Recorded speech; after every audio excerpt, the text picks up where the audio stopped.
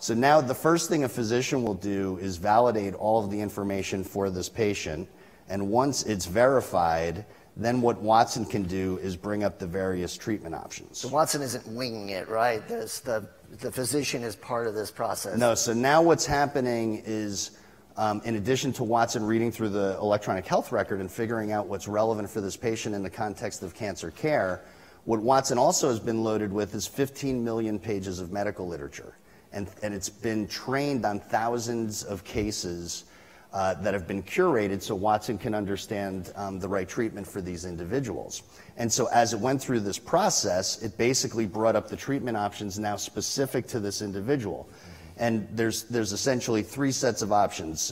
There's recommended, generally good in any circumstance, that's green. There's yellow, which is for consideration, could very well be a good option, but there may be something that you need to explore, like a comorbidity, just as one example. Or red, generally not recommended, could be a contraindicated treatment option. And so the first thing you see on the top here is the treatment plan, which is basically recommending a neoadjuvant chemotherapy followed by surgery, endocrine, and radiation. And you can see the overall timeline for the patient. And then what you see below are the specific treatment options within that timeline. And so what you can do here as an example is click on the various option.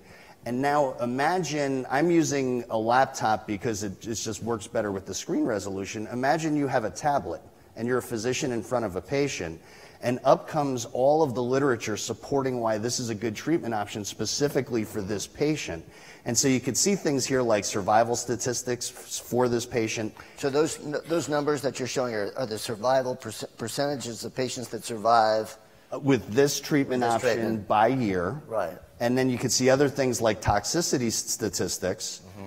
And then if you just want to say, hey, I want to see what other literature may be out there, right, there's a button you could click where the latest publications will be pulled up relevant to this patient.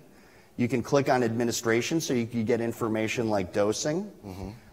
And you can also then get other information related to the drugs. So you could either look at it as an example at the entire drug label, or it could be personalized. You could say, only show me the side effects that may be specific to this patient, and Watson can bring up both and do it in a very novel way. So I'll just click on one of the chemotherapies here, and up comes the various adverse events by incident percentage, as well as highlighting what's severe or moderate. Mm-hmm. And so now imagine, again, as a patient, mm-hmm, in addition to having the physician informed on the evidence supporting the various treatment options, he or she can then turn around the iPad, show you all of this information so you can take a shared decision together on what's right for you, factoring lifestyle considerations and things like that.